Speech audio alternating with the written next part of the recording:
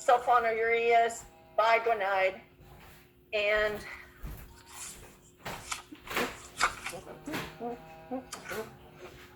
the top three. So you're going to want to know your insulins, biguanide, and your sulfonylureas. Ding, ding, ding, ding.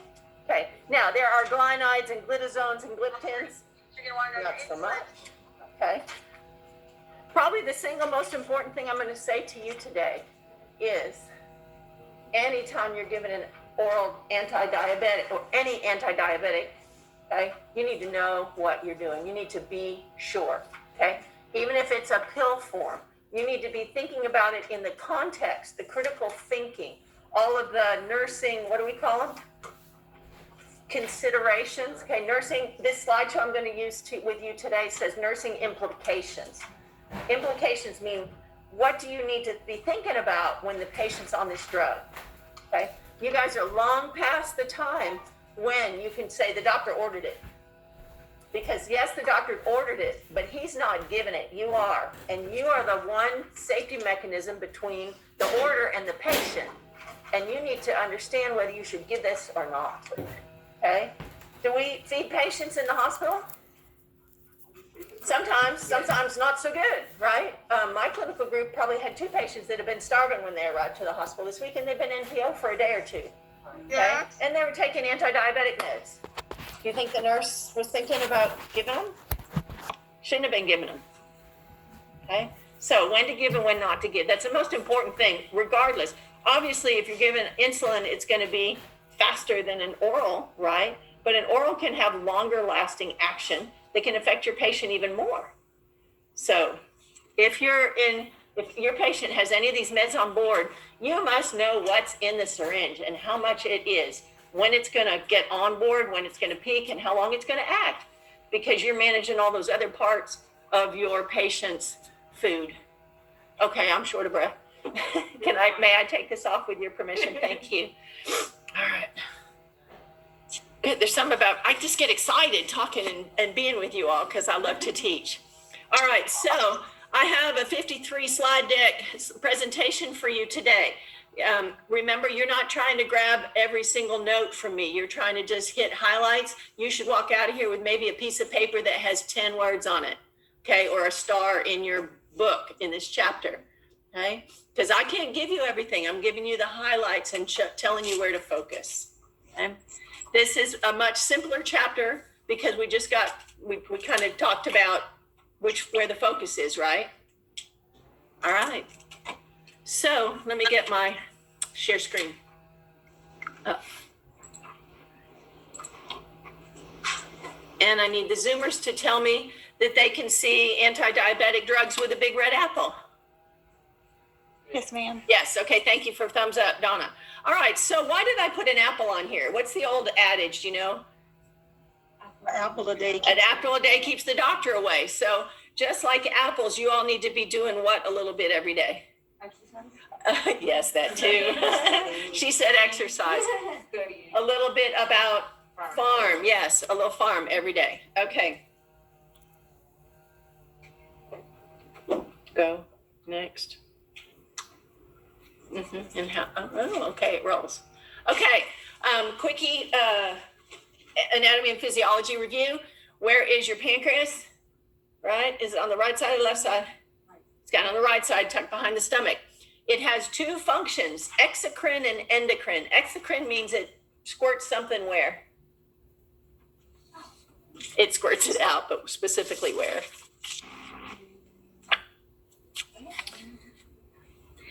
It puts it through the pancreatic duct, okay? Exocrine puts it through the pancreatic duct, and an endocrine secretes it right into where do your other endocrine glands squirt their stuff? Into the bloodstream, okay? The reason why you want to refresh a little bit about these is because all the new categories of drugs act in different places or in different actions in this whole process, okay? So we're going to confine ourselves to the main 3, okay, but there are other ones.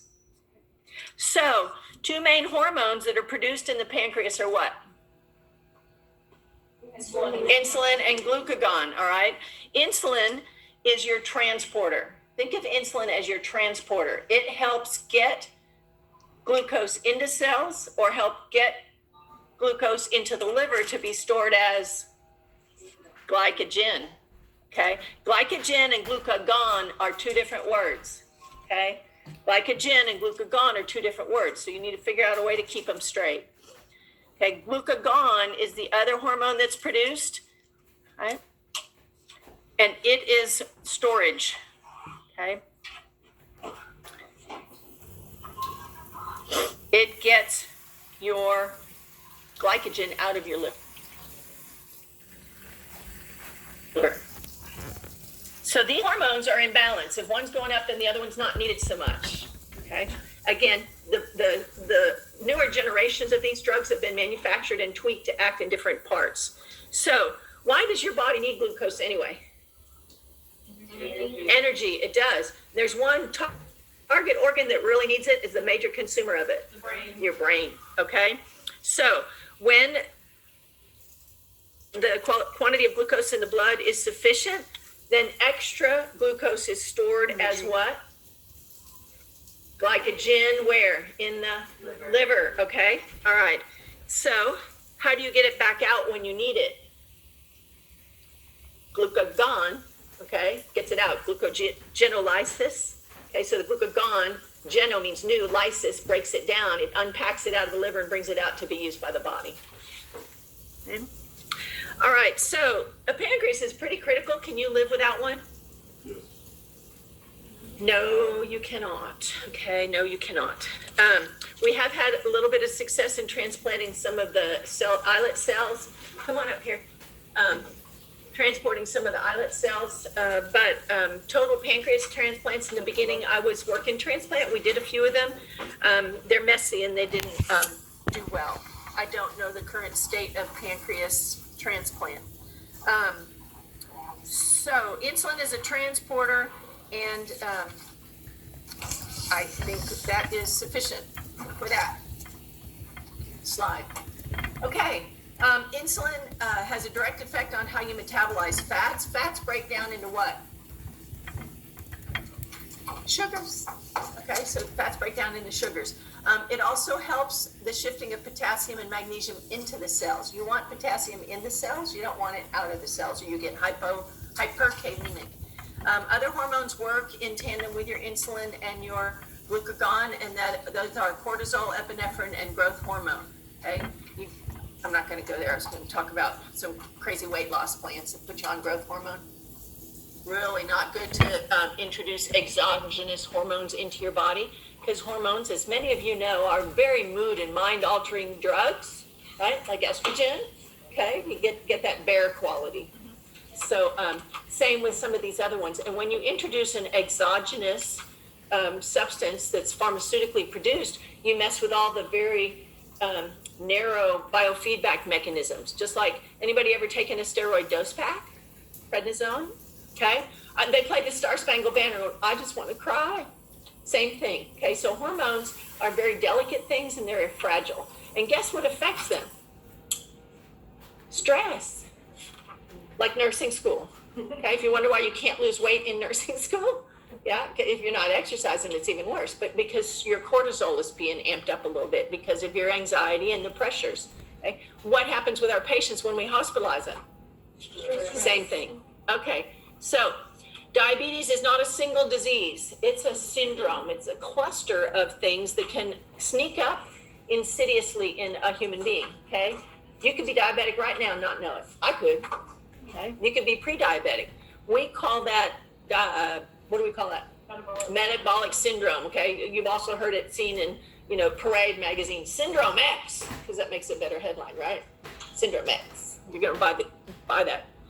Trash. Anyway, it's often regarded as a syndrome rather than disease, and it comes in two flavors, type 1 and type 2. Here's how I remember type 1. Because that 1 looks like a syringe to me. I just think, number 1, okay, insulin. It looks like a capital I, okay? Are we producing any more insulin in the pancreas? No. Nope, it's gone. See, you guys know a lot already. All right, I'm going to move along then. So, what are some of the signs and symptoms? I should have asked you this first. What are the signs and symptoms that you're getting diabetes? Polyuria, polydipsia, polyphagia, okay? And so have you got some more? What will you find in the urine? Ketones. Ketones and spilling glucose, okay, because you got lots of extra. Okay, you may have unexplained weight loss. That'd be great, wouldn't it? No, not like this. Okay, you're gonna be tired and you're gonna lose your vision, sharpness. Okay, we know that it is defined by a glucose greater than 126. Is that what Miss Ellis told you? Did she give you a numerical answer, or just said it was more of a trend? It's like 74 to 106. 74. Now, it could be 106, could be 110, could be 126. The American Diabetic Association and the American Heart Association pick their own numbers. Okay, so has Lilly, so has the pharmacy department, so has the machine that's in your hospital that defines it for that hospital. Okay, so again, if it's a syndrome, it's not a rock hard number. It means that no matter what I eat and do, my blood sugars are staying over 120, 110, 120 on a consistent basis, and that does damage, right? And then the hemoglobin, the glycolated hemoglobin is hemoglobin, we call it hemoglobin A1C. If you see glycolated hemoglobin, ding, ding, you know that it's a hemoglobin A1C, okay? And some doctors like it lower than 6, okay? Some books will say 7. What did Miss Ellis tell you? What is, not Miss Ellis, what does Harding say? I think she said something like if you have it, it needs to be below 7. Yes. But if not, below 6.5. Okay. So you wouldn't expect it to be textbook normal in somebody who had metabolic syndrome or was taking an oral anti-diabetic. Okay, we've stopped here long enough. So in type 1, you either have a lack of insulin production or the insulin that you make is defective. It doesn't work as a transporter very well. I taught Sunday school with a 30-year-old woman, mother of 2, who had viral pancreatitis in college and was on an insulin pump as a result. So viruses can take up housekeeping and knock out lots of different things, not just hearts, but lots of places. And the pancreas would probably be a very nice one, but it was mean. But she was one of the first people that was in a pump. Okay, so these patients need exogenous, means coming from outside the body insulin. Okay, this is not the majority of insulin patients, and you know about the complications, right? I'm not going to stop there. Okay, so that is what can happen with acute diabetic complications because there is no insulin to transport and use the sugar. So that's why your sugar goes way high. All right, type 2 is the most common, right? The most perennial, the most prevalent in all of our patients. And it accounts for 90% of all cases. It's insulin deficiency.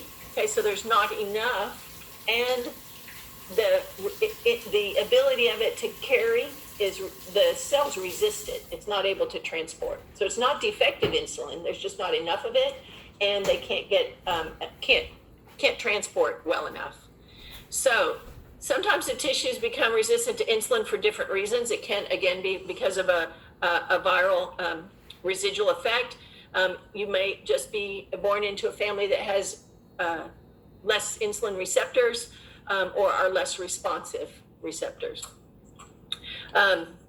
It's associated with comorbid conditions, which is why our treatment regimen is not drugs first, right? What's the first step of our step therapy? Diet and exercise. People don't want to do that, do they? Well, give me a pill, fix it. But the pills themselves can lead to long-term problems. Plus, you've just added to taking away from your vacation funds.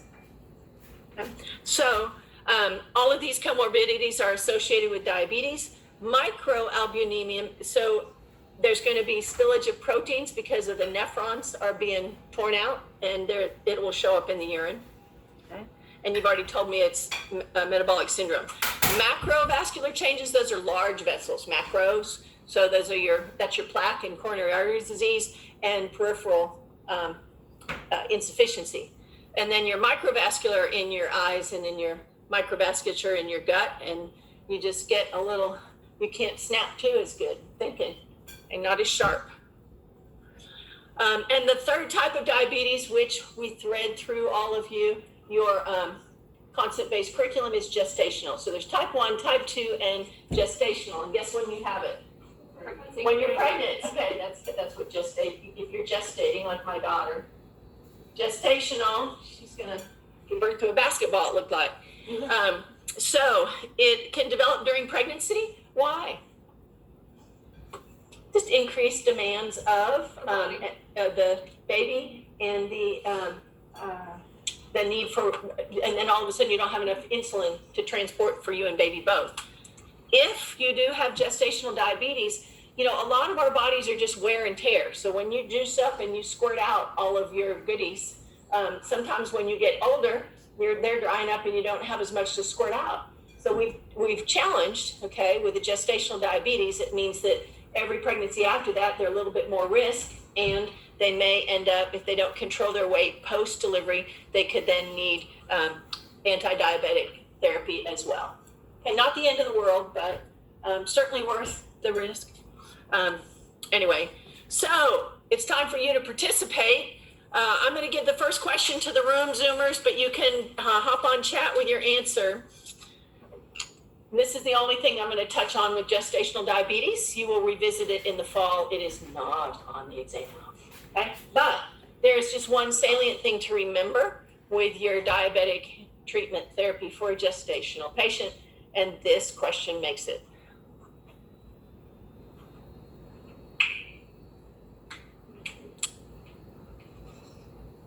Anybody think they know? Take a guess at it here in the room. Who wants to? I want to say B. B, you want to say B like boy. The anti-diabetic medication dosage will be increased gradually throughout her pregnancy. That's partially true. A. A, should she continue the anti-diabetic medication at the same level? It'll be the lifestyle and P levels as they do diet and stuff. She could manage. She could do. You guys are thinking about her managing it. Here's the piece of information you need to know. All of the oral anti-diabetic medications are risky in pregnancy. Insulin's the only thing we should be giving her. So the answer is C. She'll be switched to insulin therapy while she is pregnant and then return to her oral anti-diabetics.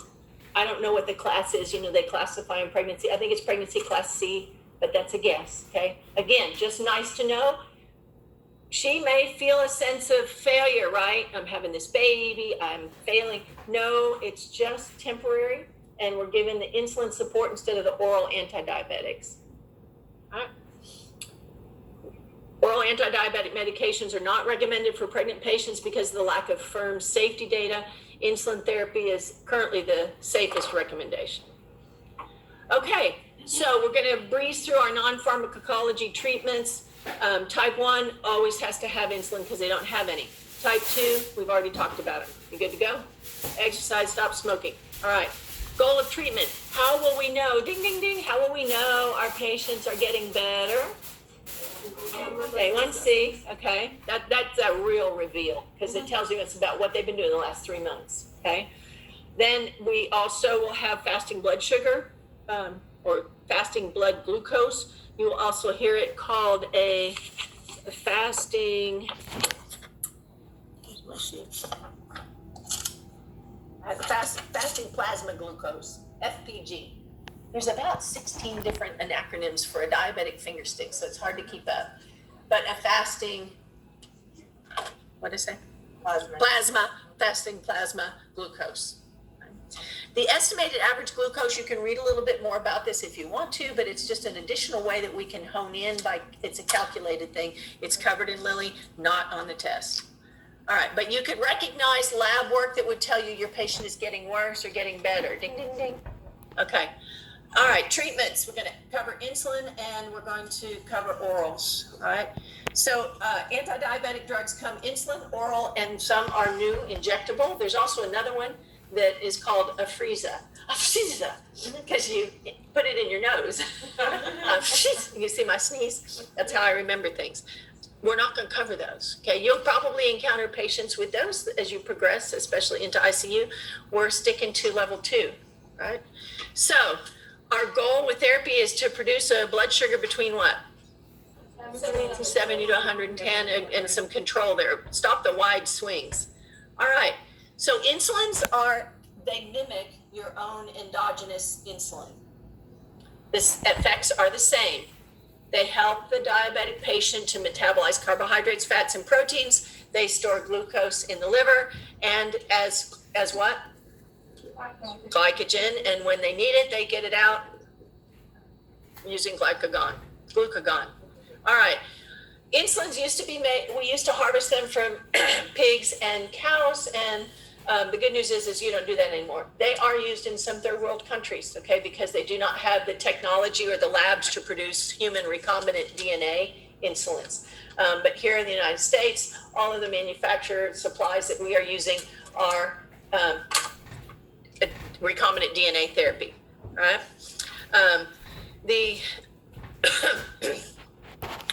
Let's talk about the four classes now.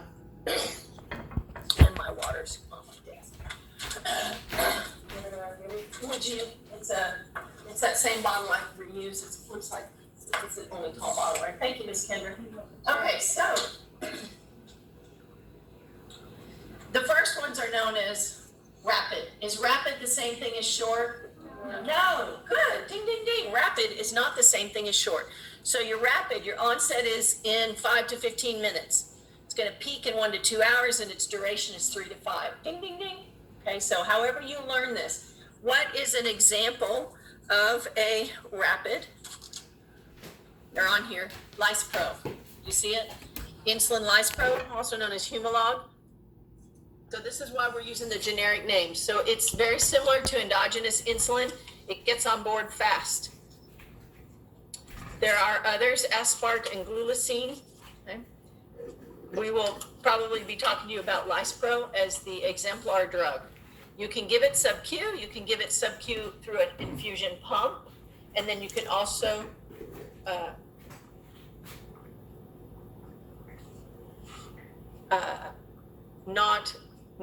you want Humulin regular for IV. So that's onset. Thank you, bless you.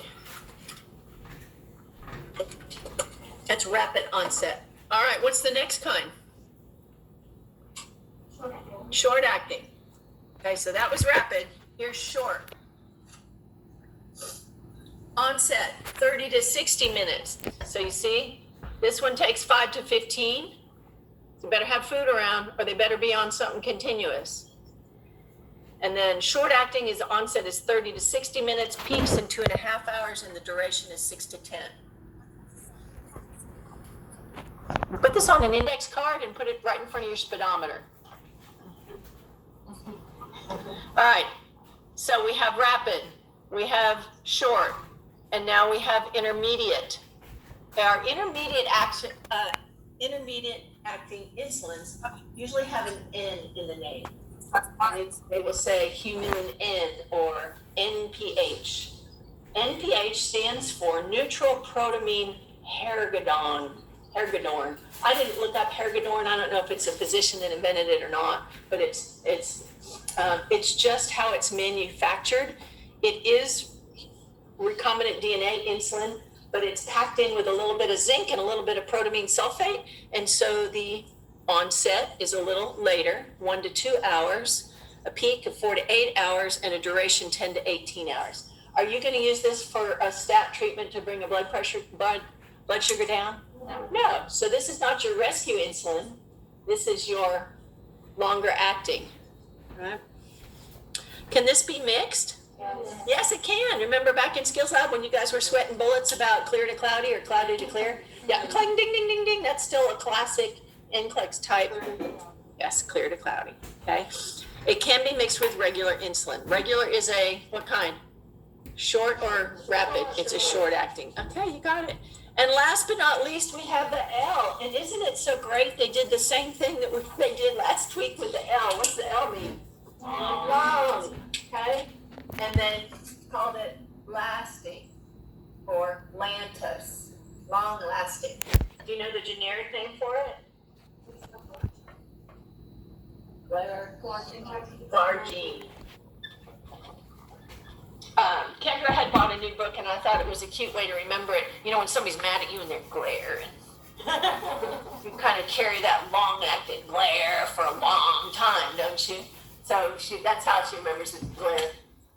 Did I spell it right? Yes. Okay, so let me give you my dirty glare. I'm glaring at my Zoomers.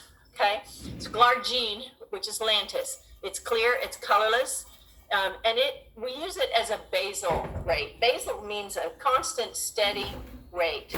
So a basal rate all day. It can be divided into 12-hour doses, or if the patient gets good control with one dose, even better. Why does this medication not have a peak? Let's ask the Zoomers. Wait, don't ask. Shh. Zoomers, why does this medication not have a peak?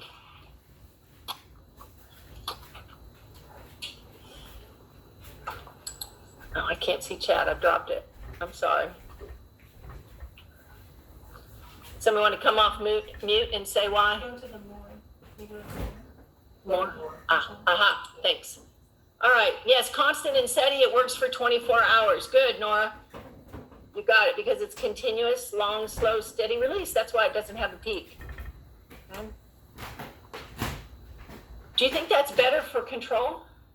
Yes, if your patient can tolerate it. Some people can't tolerate it, or they're allergic to some of the way it's made. Okay. Oftentimes, they're not necessarily allergic to the insulin. They're allergic to the carrier product. Okay. So another long-acting is Levemir. Okay, another Lantus, and Levemir. Detamir is the generic name for it. This one is a little bit, it's not quite as basal. It needs dosing twice a day. Look at the trade name on this other one, Basal-Blair. So there is some giveaway in the drug companies try and do that, but you got to be careful. You must check the generic name because there are so many look-alike, sound-alikes. Okay, you can't just rely on the word roots. All right, another audience participation. Zoomers, this one's yours. Nurse says a morning dose of Lispro. Just after the injection, the dietary department calls and says, oh, trays are 45 minutes late. What will you do next?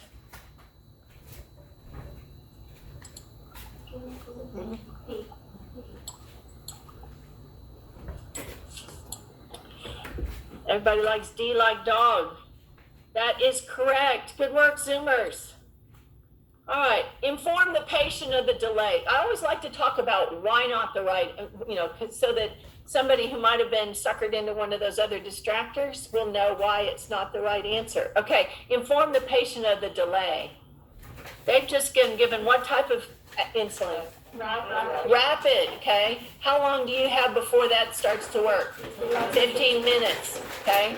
So having a chit chat isn't gonna help a thing, okay?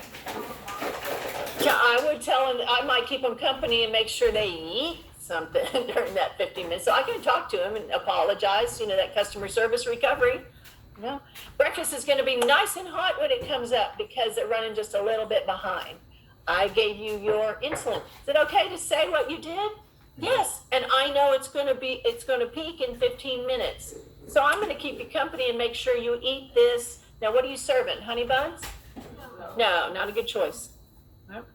Check the patient's blood glucose levels. Well, hopefully we did that before we gave any insulin. All right. Call the dietary department to send a tray immediately. They're trying. They're not coming any sooner than they are, which is why there are nourishment rooms on every floor. Okay? There are nourishment rooms on every floor. So you have some choices. You usually have juices, right? Apple juice, orange juice. You want them to have 3 with 6 packs of sugar in it? No, that's too much. Okay, what were you taught about what to give them? 4 ounces. 4 ounces of a juice, like an orange juice, okay? Why is sugar not a good choice? It actually has to be digested first before it can uptake, so it's not a rapid choice like you think. So if there are, there's other things that are usually available on the unit for crash, if it's in the hospital's protocols. Okay, if your hospital doesn't have protocols for that, then you're limited to juice. Okay, what about hard candies? How many? No. Yeah, 2, 3. I'd start low, 2 to 4. Yeah. Graham crackers, peanut butter. Okay, 6 packages, 3 tubs. No, let's start with 1 because we don't want to swing them all the way up and down. And then we're gonna be in there. You and the aide be in there every 5-10 minutes, especially that first 15-20, and make sure he doesn't crash and that he doesn't get hot and sweaty. Okay. And then when his tray comes up, we want to definitely make sure he eats. Don't fill him up on all that stuff you had to give him. They're like, elderly people are like kids. If you have kids, you're not supposed to give them all that white grape juice just before they're supposed to eat, right? Because then they don't want to eat anymore. They're satisfied.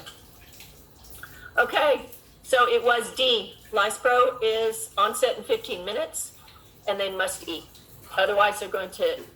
What are signs and symptoms of hypoglycemia? Cold, cool, pale, sweaty, and confused, like you guys after a test. Okay, so insulins do come in fixed combinations. What do these numbers mean? What's the first number? What's the second number? Oh, you're not sure. That's good, because if you're not sure, are you going to give it? No. You need to know. Okay, even if you have to take an extra minute and look, okay, you need to know what's what, because you want to know when it's going to onset, peak, and duration. They are units. Is there one insulin or two? Is there one insulin or two? Two. What kind do you think are in there? What kind do you think are in there? Just guess before I show you the next slide. There's an intermediate. There's an intermediate and a short, okay? So the first number is usually the intermediate one. It's going to provide a little bit of basal control, steady control, and then a rapid acting or a short acting, depending on the patient and how they eat. Diabetes isn't a one size fits all, okay, because human beings don't come in one size, and their needs and their ability to regulate take time. So you're really trying to educate the patient about balancing what types of foods they eat, how much they eat, when they exercise, and which insulin they're going to be on. So Kendra has just lost 50 pounds, and we've got her stabilized on her Humulin 50/50. But she just graduated nursing school, and she is going to the coast, and she's planning on eating crab legs with butter and shrimp until she will fall over and pop. Right? You think she's going to need some extra insulin? Yeah, I think she is. Okay. So her 50/50 might be fine, but she's headed out on vacation. But, you know, she was smart in nursing school, and she decided she'd talk to her doctor about a pump. So, all right, we're going to talk to you a little bit about evidence-based practice. So each of those fixed combination insulin has two different insulins, and one's an intermediate acting and one's a long acting. So when you come on and you're looking at your patients in clinical, and they've got an order, you know, for one of these combinations, then you need to know the peaks and durations of these and make sure that meals aren't missed and plan accordingly for care. It's not one and done in the morning, okay? Because by the end of the afternoon, if dinner trays are late, or if you miss an evening bedtime snack, what does HS mean? I wrote a abbreviation on the board, lowercase h, lowercase s. What's that mean? Hours of sleep, okay? Hours of sleep. So an HS snack might be important if you've got 70/30 on, right? Ding, ding, those are the kinds of things you'll need to know and be thinking about for nursing considerations. Okay, that's all I want to say there. Didn't need to make it more difficult. So there are two delivery methods with insulin in the hospital. And I'm embarrassed to tell you that in the 40 years I've been a nurse, we really haven't progressed much with sliding scales. The only thing that we progressed about is that you didn't have to call the doctor to order it. There's standing protocols on most of the hospital units. Why? Because patients are sick when they get to us, and if they're sick, their blood sugars are doing up and down and up and down. So we need to help them get better control. So which of these do you think would provide better control? Ding, ding, thanks for playing. Okay, and it's basal bolus, okay? And evidence-based practice really wants us to lean towards basal bolus. But I can also see why in an acute care setting, they don't want to be chasing the basal, okay? The sliding scale gives the nurse a little bit more control, but it sort of happens with making adjustments after the fact, all right? Do you see that? You do a diabetic finger stick and then you're treating. You do a finger stick and then you're treating. Whereas basal bolus, hopefully you're providing a basal rate and then you're doing sliding scale and adjusting to a smaller amount. They're saying you can get better control with basal bolus, but I don't think I've run across a hospital that's using it yet as their protocols. Have you guys? No? Anybody online? No. It'll be interesting to see if that changes in your lifetime. Okay, so sliding scale here, there are advantages to it. Obviously, you can use a rapid acting or short acting to treat your finger sticks, but you do have to do your finger sticks. Typically, finger sticks in a hospital are ordered when? Before meals. Yes, and how do we abbreviate that in the chart?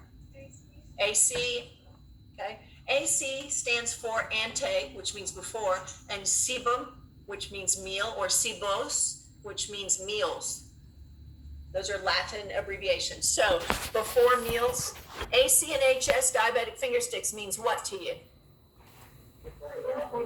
Yeah, about 30 minutes before every meal and at bedtime, okay? That I'm going to check the diabetic finger stick and then adjust and give my sliding scale. Now, sometimes the patient will benefit if it is done Q6 hours instead of AC and HS. So it just depends on the physician, how well they know the patient, and what agents are being used. All right, here's the disadvantage. I got it in blue. You can see it. So there could be larger swings, especially if, the night nurse did it at 4:30, you're treating it at 6:30, okay? And then lunch, isn't there until noon or 12:30 or 1. And then when is evening? Well, the dinner's coming at 4:30 because the dietary shifts are leaving. And then they get HS is 9 or 10 o'clock at night after night shift, comes on at 7 p.m., does all their rounds, gets all their charting, and gets around to it.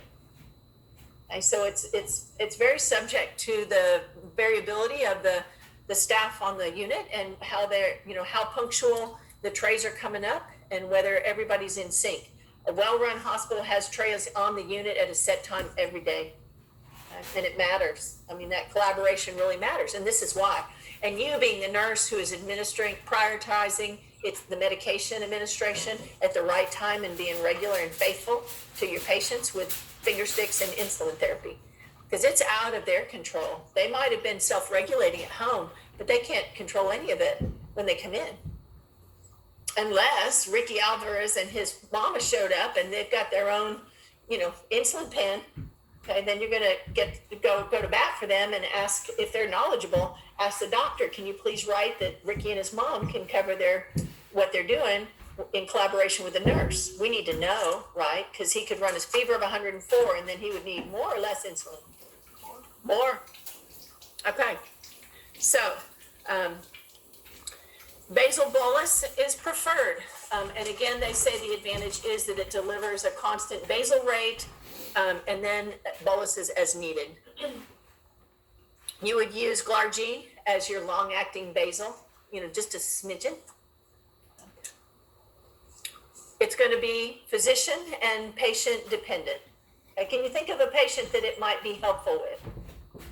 Be a long-term patient that could benefit from a basal. I'm thinking of a burn patient that's going to be with you for 4 to 6 weeks for debridement and burn therapy that would have blood sugar needs, insulin insufficiency because of the high demand.